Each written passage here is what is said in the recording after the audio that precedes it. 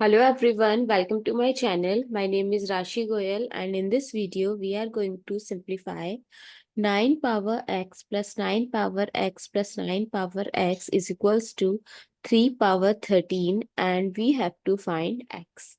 So let's solve. So if I'll take 9 power x as common, so what is left? 1 plus 1 plus 1 is equals to 3 power 13. Now 9 power x times 3 is equals to 3 power 13.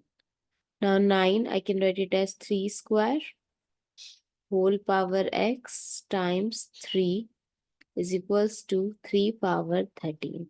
According to exponent rule, x power m power n, we can write it as x power mn or x power n power n. So it becomes 3 power 2x times 3 is equals to 3 power 13. Now another exponent rule, x power m times x power n, we can write it as x power m plus n.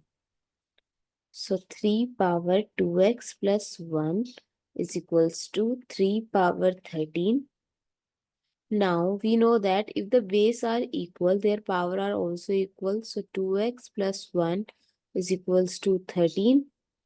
2x is equals to 13 minus 1. 2x is equals to 12. Now I'm going to divide with 2 both sides. So x is equals to 6.